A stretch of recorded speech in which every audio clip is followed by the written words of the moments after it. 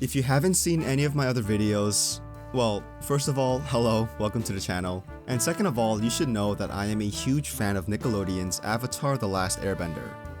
It's a masterpiece in terms of animation, storytelling, and character development.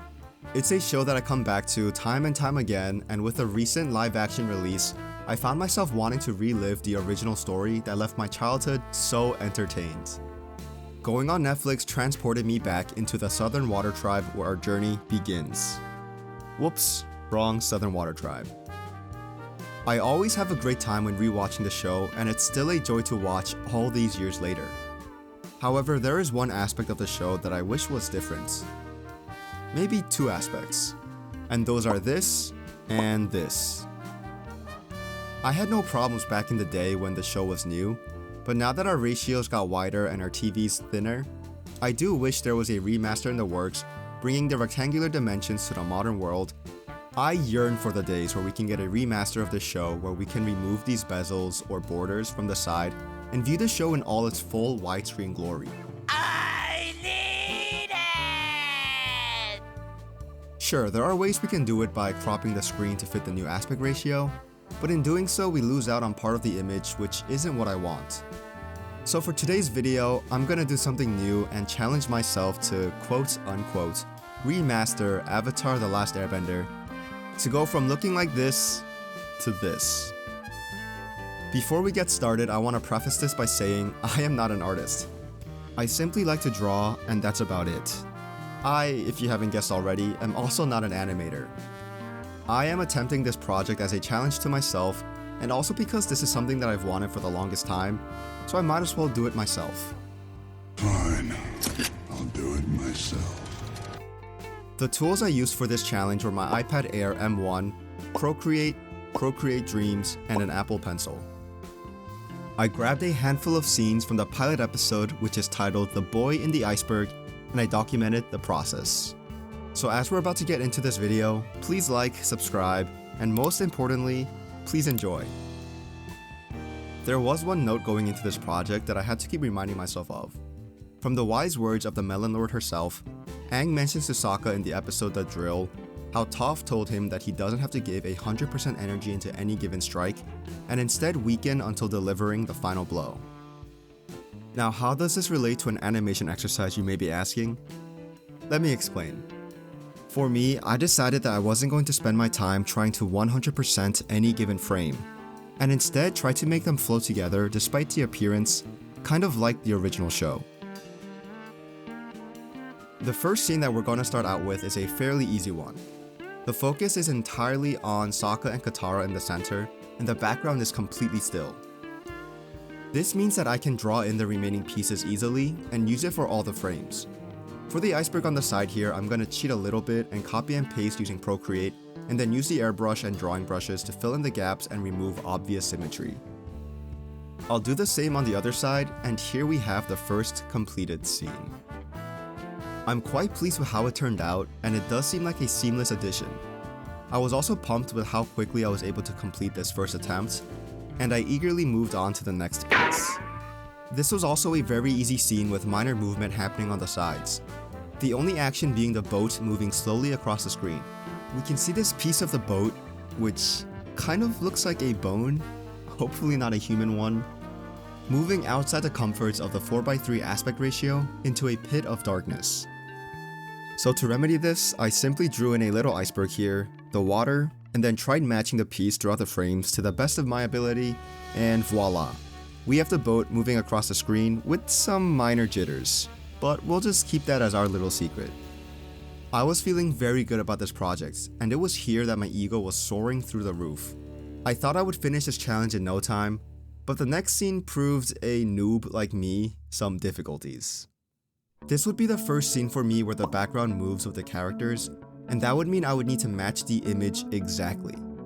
I quickly got the iceberg done and tried my absolute hardest to match the background as it moved through the scene, and, well, yeah, it doesn't look that good. You can clearly see the iceberg moving independent of the original scene, and at this rate, it'll engulf Sokka quicker than the raw candy ever could. I was getting very frustrated and contemplated leaving this as is, I mean, if you squint and blur your vision a bit, it looks quite good. Luckily, it didn't have to come to this as I soon discovered the use of keyframes. Keyframes allowed me to manipulate the image on both the X and Y axis to have more precise and accurate movements. But the icebergs weren't the only hurdle in this scene. I had to work on adding the rest of Sokka's spear, along with matching it with his movements. I had to add the rest of the boat, and of course, we can't forget about the icebergs all the way in the back. Luckily, these didn't take too long, and through the use of more keyframes, I got it looking pretty smooth if you ask me. The scene also has another wrinkle where the shot jumps over to Katara on the opposite end of the boat. I had to stitch these two images together to make a seamless transition, and that included drawing Sokka's weird 3-finger gloves. I added another iceberg and also drew that weird bone-looking piece of the boat, and then used yet more keyframes to put the whole scene together, and I gotta say, I'm pretty happy with how it turned out. Moving along with the episode, and I was super excited for my next chosen scene. Avatar: The Last Airbender is an amazing show filled with so many great instances of characters bending their elements, so this will be my first attempt at animating waterbending. In this scene, we have Katara and Sokka stuck on an iceberg, and we can see that Katara is manipulating the water. I could already picture the outcome in my head, and it was going to look glorious. However, after a frame or two, my excitement for this scene just went away almost immediately. I didn't realize how tedious this would be. Unlike the previous scenes where I'm able to use keyframes to quickly patch the frames together, I had to draw in the water and the waves for each individual image. Luckily, I was able to break up the tedium by also completing this iceberg that's moving with the waves. Overall, this scene was a lot more tedious than I expected, and I'm not completely happy with how some of the waves turned out, but I'm quite satisfied nonetheless. Luckily for me, the next two scenes were very simple due to the backgrounds not moving at all. All I had to do was, surprise surprise, draw more icebergs.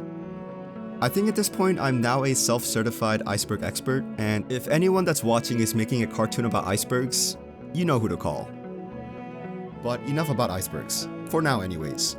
Here's the finished scene.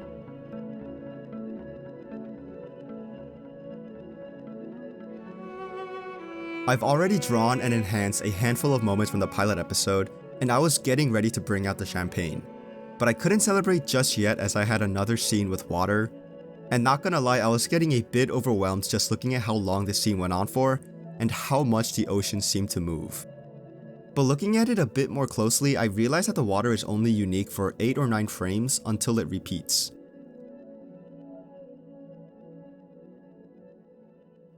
That meant I could draw just 8 or 9 unique frames of water, and then just copy and paste repeatedly till it's completed. And thank goodness for that, cause I don't think my sanity could have taken more waves. After finishing the water, I had to draw in even more icebergs, and honestly I should have expected this as the title of the episode literally has the word iceberg in it. I'm personally not a winter person, so I would hate to live in any of the water tribes, both north and south. Anyways, here is the scene in all of its glory.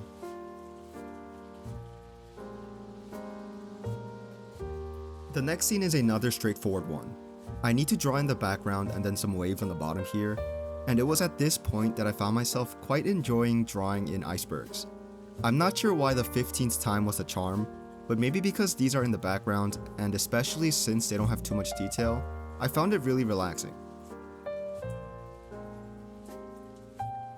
Moving on to the ocean at the bottom, and you can kind of tell I was getting very lazy with the waves at this point in time, but I don't think it's too noticeable, you know, as long as you don't really look at it. It's a good thing the focus of this shot is on the iceberg itself. We cut to Sokka and Katara, and it's pretty much more of the same. I don't really know what to say here, so I'm just gonna fill in filler while I put something on the screen. Not really sure if this was all necessary, but yeah, this scene was pretty easy, and here you go. We're finally nearing the end, and the icebergs I drew previously had given me enough practice to tackle our boss. I would have been overwhelmed had this been my first scene, but luckily this whole level got me prepared. The iceberg I'm talking about is the true savior of the world. This unsung hero was able to hide our protagonist for 100 years until the right moment came along and sacrificed itself for the betterment of humanity. And for the betterment of my sanity, I decided that this would be my last scene. So I quickly finished the image and used the performing tool to drag the image across the screen instead of trying to keyframe it, and here's how that turned out.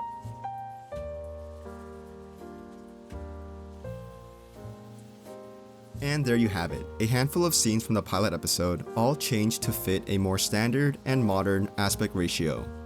Even though it's not perfect, I'm quite happy with the end results, and I'm still holding out hope that there will be something like this in the future. This was also my first time animating something, and even though I was only working off of existing scenes, I still found it all pretty challenging and rewarding. I definitely do want to try animating more in the future. I also thought Procreate Dreams was very intuitive to use and had a lot of features, but it still lacked simple features from the regular Procreate, like why am I not able to hold down my stroke for a straight line? I found myself having to go back and forth between regular Procreate and Dreams very often, and it kind of messed with my overall flow. But anyways, thanks so much for watching, and let me know down below your thoughts on a remastered Avatar, or if you think the 4:3 aspect ratio is part of the charm. Don't forget to like and subscribe as well if you haven't done so already. I had a lot of fun with this video, and I hope to see you again in another one. Cheers.